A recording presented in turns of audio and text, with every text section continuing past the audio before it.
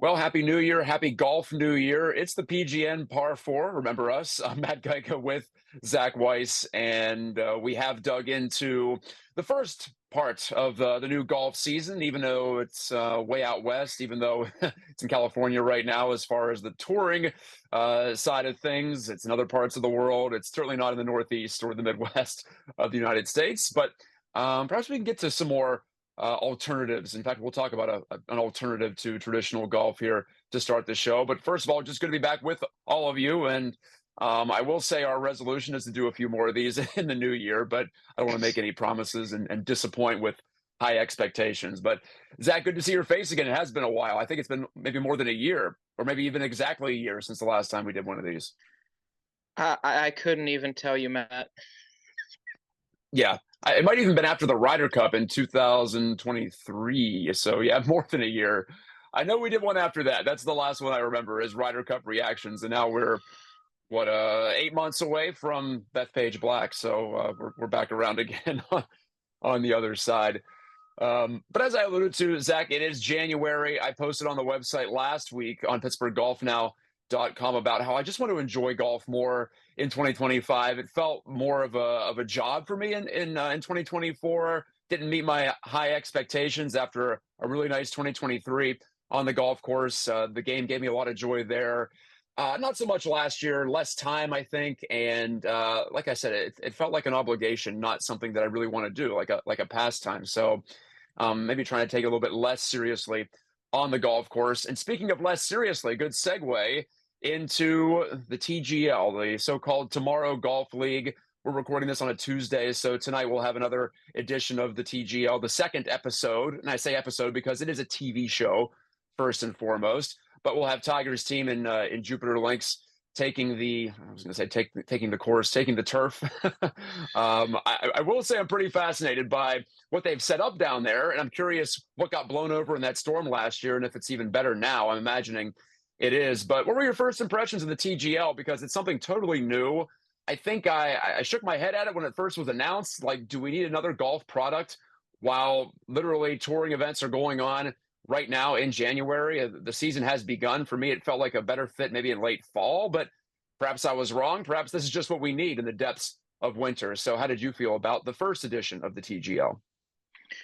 Well, I want to start by quickly detouring from that question, actually. No, no. And Okay. this is the right move. I wanted to pay my respects really quickly to Steve DeMeglio, the Yeah. longtime writer, just a scribe and just a friend to everybody in that press room. And it was announced right at the turn of the new year that he had passed away. And just what an inspiration! Just the battle that he had, that he just refused to just give up, and just onward was his slogan. And I had the fortune of meeting Steve on several occasions. I wouldn't call him a friend necessarily, but what I would say is that Steve is was a very, very great colleague. He was helpful and gave assistance to anybody who asked. And I'm sure there's a couple of us that went down with me to Muirfield Village for Memorial Press Weeks, and the jokes of Steve DeMeglio falling asleep in his seat on Saturday and everybody taking selfies of Sleepy Steve was a hilarious time. But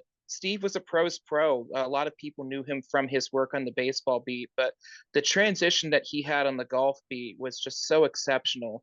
He earned Tiger Woods' trust in so many ways in a time where Tiger really wasn't letting anybody in. And that's a credit to Steve, the approach that he had, that he's a pro's pro, and that he got the best out of everybody that he talked to. He really, really should be the gold standard for what a lot of people read with their golf coverage, how they consume their golf coverage, the views that he had, which weren't just copy paste, but they were his own because he took the time. And unlike a lot of scribes, he would consistently be out there walking the grounds with the players. And that only furthered the respect that they had for the man. So I just wanted to take a minute or two there and just pay my respects to a pro's pro, and just somebody who I know that the beers, the cigarettes, and everything else have been waiting in heaven for him. Just a great man in every sense, and just I know that just job well done for Steve, and just I can't say enough nice things about him. But back to the question at hand. And the one thing that I liked is the thing that you and I have talked about a myriad of times here, Matt, in regards to TGL, the speed. The shot clock is so incredibly important. And there were a lot of players that when they did this initially, when the PGA Tour was the PGA Tour, it was the all-encompassing tour that people kind of balked at. But when you have all six players, both from the winning and the losing teams, that are saying the one thing that can cross over immediately in unison, the answer, almost like it was a symphony, was the clock. It was I was very, very curious to see how the facility would look with that time off that you mentioned. And it's interesting because a lot of these football stadiums are doing things like this. You had Lucas Oil Stadium that the Colts hosted, that was kind of the home for Olympic trials for swimming. So it's not like this is unheard of. This is a really, really interesting endeavor. And maybe that wait with the storm was a blessing because they could have feedback, they could have more people come in to test it. You saw the Barstool, the Foreplay podcast, went in there and had an opportunity to hit some unofficial shots before things started. And immediately on the first ball, Frankie Borelli had to call a timeout because he was so nervous in the moment. And it sneaks up on you. And there's a lot of fast players. Of course, Ludwig Oberg is maybe one of the fastest players on tour. There's so many of those guys, of those six, that are just faster golfers. So it was a really, really good test to show that it works. And it gives you hope that on the PGA Tour, that there can be a shot clock, because there are some rounds that are getting out of hand with how slow they're going. And even on the LPGA Tour, there were 6-hour rounds several times last year. And that's hugely concerning. Obviously, there's money to be made, there's time to be had, but it's so inconvenient, especially for the younger generation, that the last thing they want to do is stare at a TV and watch golfers walk for 6 hours. It's a lot to ask for. So it's exciting in a time where some of the top guys aren't necessarily playing, but they're playing that. I think that's important as well, because a lot of them normally would just be gearing up for these bigger events because their schedules are so compressed because of just the nature of golf in general right now. So it's good to see some faces, but it's also good to see some faces loose where, yes, it's competition. There's still something to be had, but it's not the rigors of just tournament play inside the ropes where they're preparing their mind, body, and game for an entire week leading up to it. So I think it's a happy medium. Was it perfect? No, nothing's ever going to be perfect. You're going to have your minor blips and blurs. Maybe the broadcast crews getting together, maybe just something sticky with the format. But for a dry run for a first time, I was entertained. It was an enjoyable watch. Yeah, I agree. I think there was quite a bit of competitive juice, at least early. Oberg made that long putt, and it felt like a real golf event. It felt like a team event. I think people like team golf when it actually is team golf. Shout out to Liv, which it does have the team aspect, but doesn't really make it a team event until the final event of the season. So um, there's something about team golf that compels people, that does make me more apt to tune in. And I think the city names are silly because you're all playing in Florida. I don't get why it has to be New York versus LA and all this stuff. But I think overall, it's a concession by the powers that be in golf, including the top players like Rory and Tiger. The guys with the most political capital in the game, I would say, are those two at the moment. Maybe Bryson a close third when it comes to the non-traditional markets. But they have bought in and they realize that golf is making a move here. It's not just green grass golf anymore, and it's no news flash there. We've been talking about that for 10 years, and especially since the pandemic. And this time of year is a perfect time, I think, to address the fact that golf is now a year-round sport, regardless of where you live and what your weather is, what your climate is, or at least it can be if you have the facilities and the resources. Now, clearly, having access to a simulator, that's a privileged thing in a lot of ways. So we will leave that caveat. But at the same time, I'm happy to see the game try to modernize itself, and I'm seeing some of the people who have the ability to move the game in a certain direction have the willingness to do it. And you saw Rory McIlroy; he could have been at Century out in Hawaii enjoying himself in the sun. Instead, he was inside a dome in South Florida just to watch the opening episode. So I know he and Tiger are invested in it, and so are several key kingmakers across the sports world.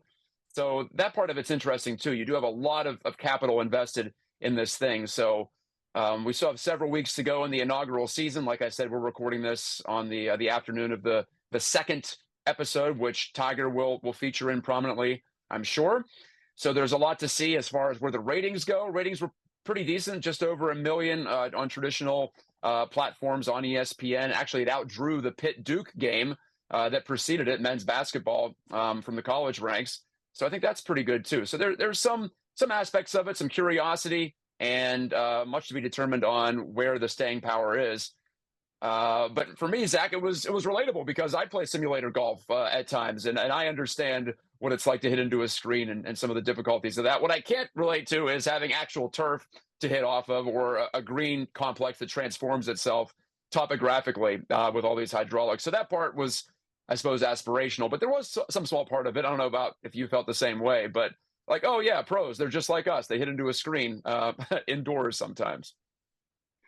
Well, sure. I mean, I'm looking. TGL just released their singles matchups.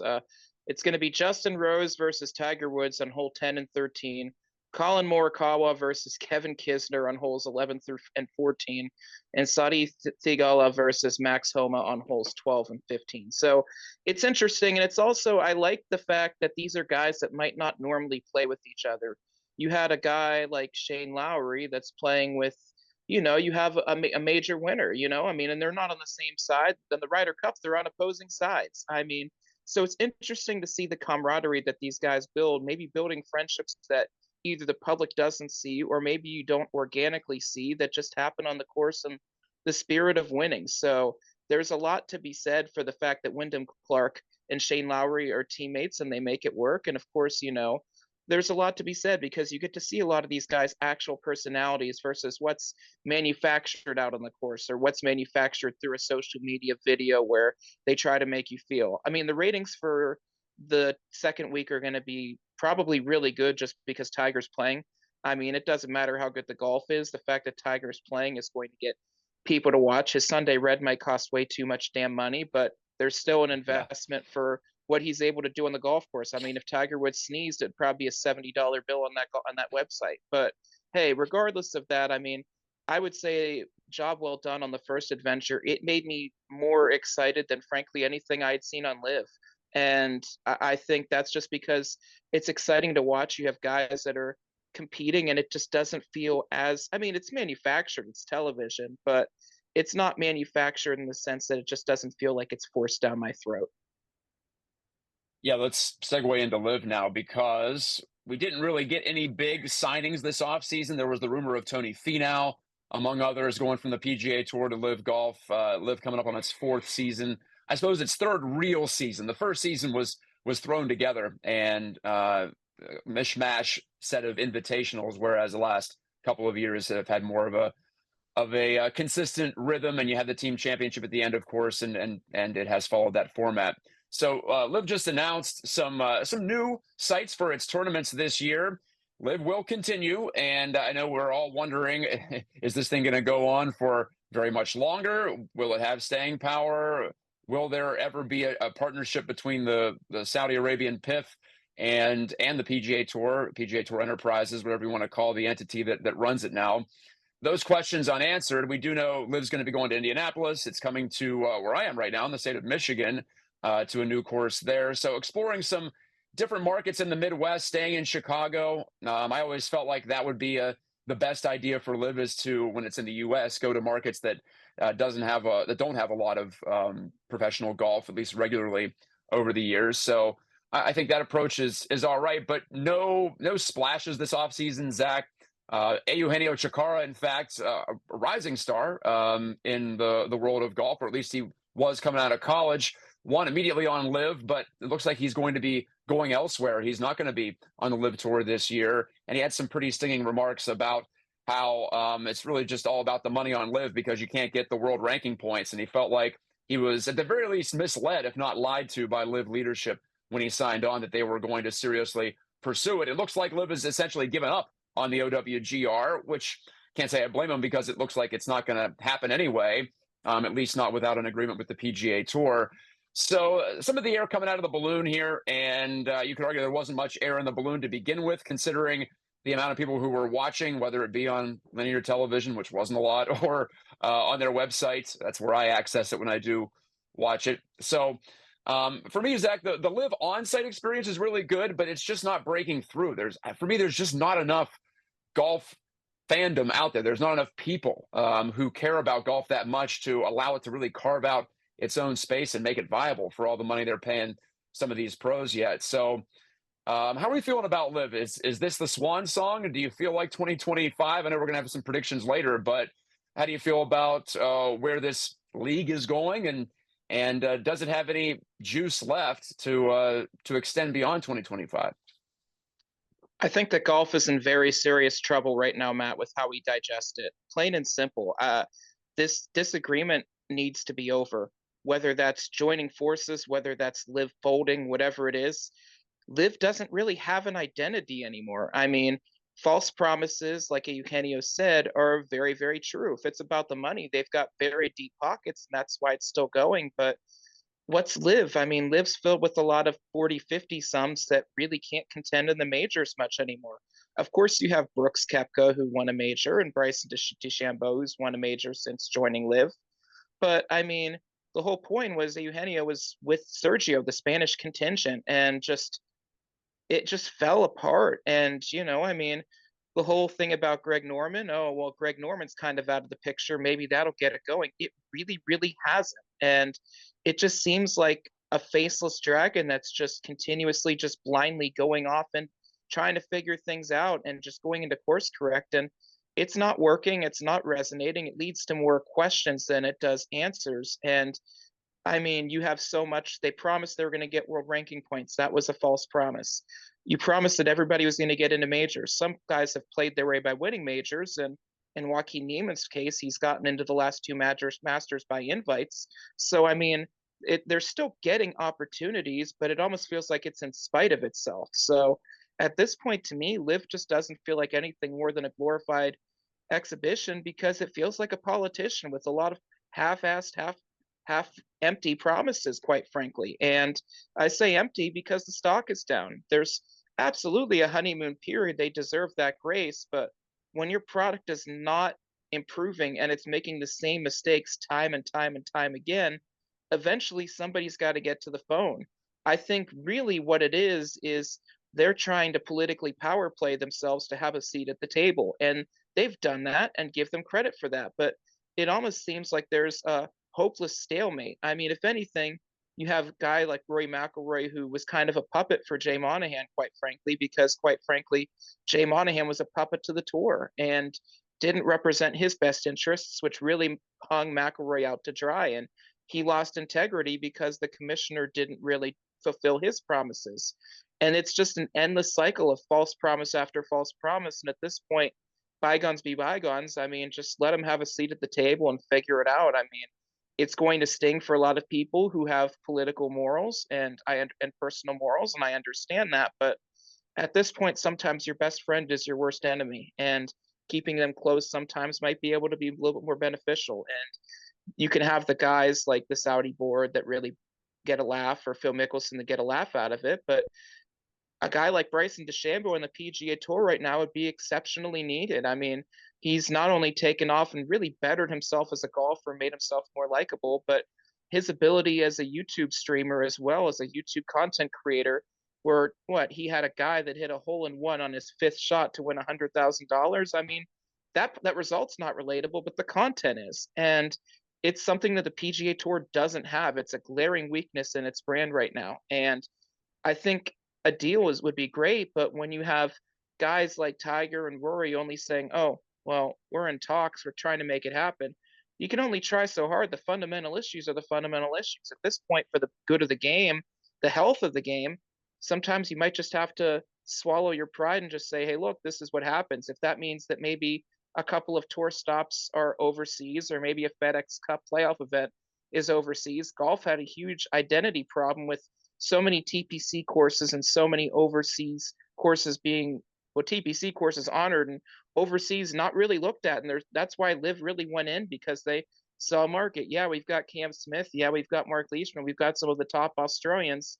Why don't we just play an event at Australia and get those fans? And that's a glaring market for the PGA Tour. And I guess you could say the DP World Tour too, because they just as much have the resources to do it. And they've chosen not to do it because they'd rather play, insert TPC course here. And I get that it gives you a kickback, but it's not working. And there's guys that are never going to be satisfied. Now you have the what was that?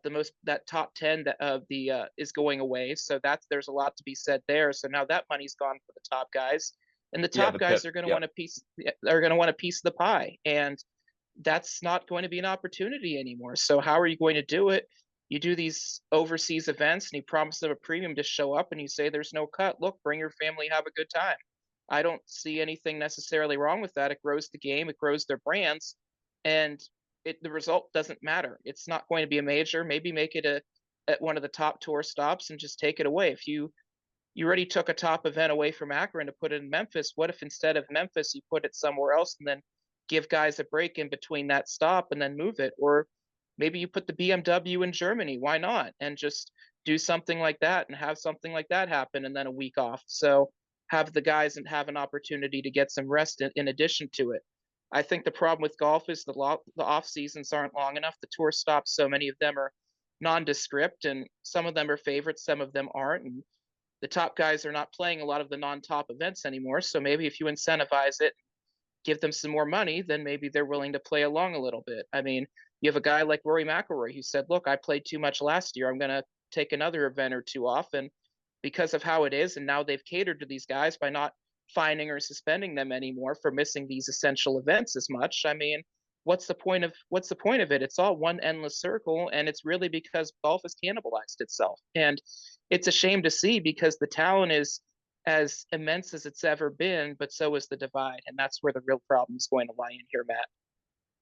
Yeah, you said it. The stalemate has hurt every aspect of professional golf, and it's gone on long enough. We're almost to 2 years since we had the framework agreement. Not almost to 2 years, a year and a half since the framework agreement, and we just really haven't made any serious progress, or at least no progress has been announced, which is just as important as actually making progress because the market you're trying to sell to the fans is being left in the dark here. No one knows what's going to happen. The best players are playing on different tours. Live isn't different enough from the PGA Tour as well, I think, to highlight maybe other entertaining aspects of golf. That's why I like TGL, is it does seem definitely different, and it's a new product in a very fresh way, and it might not work out long term, but at least that is trying to do something that's far away from what the usual PGA Tour or DP World Tour product was. Now, you brought up the fact that we're seeing, I guess, the non-traditional side of pro golf going out onto some of these non-traditional platforms. You talked about Bryson DeChambeau. I'm borrowing a line, but it almost seems like pro golf is his side hustle these days. He's a YouTuber first and foremost, who happens to be really good at pro golf. I joke, but Bryson has just done so well on YouTube, on social media, that you have to kind of put him in his own category as far as pro golfers are concerned. But we are seeing more pro golfers start to embrace these content creators. Guys like Grant Horvat playing with Phil Mickelson, Rory, Tiger Woods, Rory going on Dude Perfect's YouTube channel. I've seen that a few times in my household with a couple of kids under the age of 10. You've got Foreplay, which you brought up from Barstool. They were getting a sampling of the TGL. The Creator Classic, which started last year at East Lake before the Tour Championship, looks like it's going to be some sort of a Creator Series. And so we'll see more of that. So again, I think it continues the theme of the powers that be in golf starting to warm up to, or really warming up to, alternative ways of getting golf content out there and making people maybe look at golf in a different way, that it's not just this stodgy old game, which it really isn't. If you look at the people who are coming out to golf courses, Zach, we've seen it. It's younger. It's less country club set, which I really enjoy because I grew up playing munis. I know you're the same way. We never really related to that side of it anyway. But golf has never been more for the people than it is right now. And you could argue we could use some more golf courses because these places are crowded once spring breaks. We're going to see it again in 2025.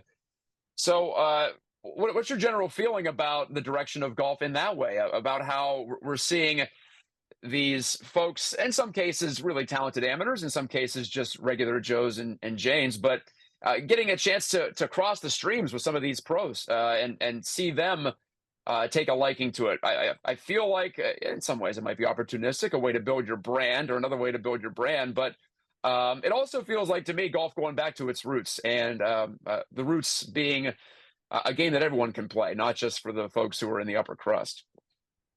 Well, exactly. You hit the nail on the head, Matt. I mean, of course, both sides are opportunistic, but the only opportunity comes if you've made a big enough name for yourself. I mean, like the originators, like the no laying up guys, Rick Shields, Peter Finch, those kind of guys were the originals that really made it. That's why you have guys like what Bob Does Sports is kind of the younger one. You have the Bryan Bros, of course, both of them are playing competitively regularly, especially Wesley, and they're able to turn it over and make things accessible. What Foreplay did, especially Riggs, a couple years ago when the pandemic happened and the college women's final didn't get played and they had to let them play classic, was just immense. Grant Horvat, after leaving Good, and Good has just been such a monster in of its own right. You had a guy like Luke Kwan, who was with them before, just won the Creator Classic at Eastlake, and guys like Brad Dahlke, who was a top amateur and played at Augusta National, that brings credence. You know, they have got people on their show. They just had Annika Sorenstam on their show. I mean, there's so many. The list really goes down the line. I mean, there's a place for everybody within it. Busta Jack, another really good channel that really can rely on themselves. Micah Morris breaking away from Good, and the pros that are doing it too. I mean, even guys like Padraig Harrington, who's showing skill videos to help the golf the accessible golfer. There's always going to be a lane, and the more that there's Eric Anders Lang, another pioneer. I mean, there's so many, and there's such a lane because they're willing to finally accept it. I mean, a lot of these contents are happening because these golfers are coming and converging in one area to test out the new clubs. And then after that, in the photos, there's opportunities for these creators. I mean, Foreplay is going to get their second session with Tiger Woods at some point with the video that's coming this week. And really, Tiger in the past was not accessible to a lot of people. I mean, Steve DeMeglio, Doug Ferguson, and Bob Herrig aside, quite frankly, those are kind of three of the guys that were in, and deservedly so. But now you have an opportunity to be consumed in a different way where all you have to do is just show up and they'll take care of the rest. And it's just really easy for them to just get out of bed, get changed, and roll up to insert place here. And it doesn't have to be an 18-hole match. It can just be 15 minutes of instruction. That's what Tiger did with Grant Horvat. McIlroy showed Horvat what how to launch the ball and how to increase swing speed. So I mean, there's different creative ways on how to do it, and I think the issue is that you're going to run into naysayers that are going to try to put you down because, oh well, this isn't an 18-hole match. You teased us. Well, we have to get the tune-in factor too, but PGA Tour knows that they have a hole right now where they can't really do something like this because it's tournament this and anything else is just taking obligations. But if you can book it through their agents or you can book it through the company, like, hey, we're going to Callaway, can we get XYZ? It can happen. I mean, Gabby Golf Girl, another one, just a somebody that as a young female golfer can inspire so many people and play. She was invited to the Creator Classic and obviously got to play a couple holes with Nelly Corda, got to play a couple of holes with Brooke Henderson. So I mean, the opportunities are so there. I mean, especially in the women's game, that's needed too, so much so. So even the no laying up guys kind of setting pioneers by showing their pro-ams with some of the golfers and letting people see that. That was kind of one of the first forays American wise. Peter Finch's break 80 series was kind of spun off into so many different ways. You've seen it with Foreplay with Trent Ryan, and now they're doing that with Jersey Jerry. So I mean, there's so much, and a lot of times now when the casual golfer talks golf, they're less likely to talk about Tiger Woods and they're more likely to talk about this golf YouTube content creator and look what they've done. And the fact that they've made it relatable really is half of the battle. And now you've got an audience, now you're captive. Golf, amidst all that it's getting wrong, is really getting it right with this.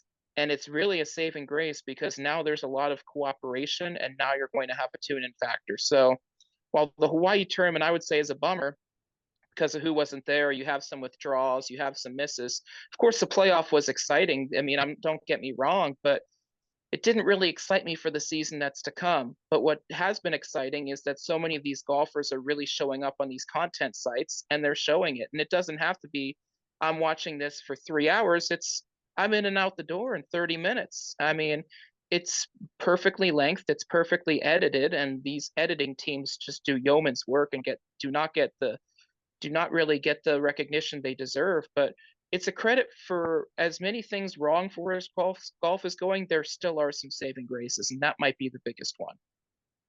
Yeah, for me, golf is still vibrant, even though the pro game is, to put it charitably, a shambles at the moment. And that leads us into our last topic, our fourth shot, trying to make par. on the green, and we've got a couple of minutes left here, so I'll be quick with my prediction. Zach, I think tying into what we've talked about today, I feel like last couple of years, we've seen the majors hold steady in terms of TV ratings for the most part, and in terms of fan interest. I think this is the year that the majors actually start to suffer because people aren't consuming golf on television as much anymore. They're seeing it more on YouTube. They're getting it in dribs and drabs, not for the long sessions, the long sit downs in front of the TV that or the laptop that we used to, I guess, subsist on. Zach, from our generation and older, I just think we're seeing more and more folks who are used to picking up little clips on Instagram, videos on YouTube that typically don't go longer than maybe a half an hour or so. So I feel that Pro Tour ratings on TV through traditional means are still going to be down, and I think the majors start to take a hit this year. I just feel that the shift for golf is going to continue to be towards social media, toward content that is independent from the tours and from the traditional competitions that we've seen throughout the game's history.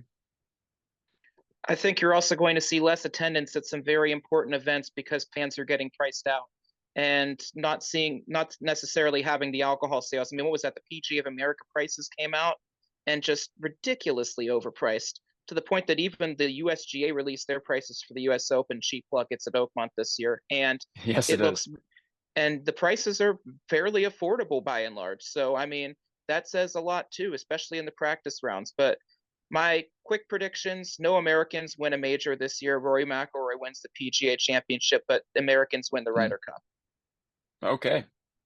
I like that. You took some bold stabs at it. Yeah, the Ryder Cup prices, that did make a dent when they were released this past fall. So I still feel like that's going to be maybe the Ryder Cup is the exception to interest in pro golf and traditional sources and tournaments going down. I still feel the Ryder Cup makes people excited and gets people going in ways that other events do. But you're right; it's going to be a different clientele, and well, who knows? Might not be quite as rowdy if you're charging this much. You get a a different subset of the golfing populace. Not to go too Happy Gilmore on you.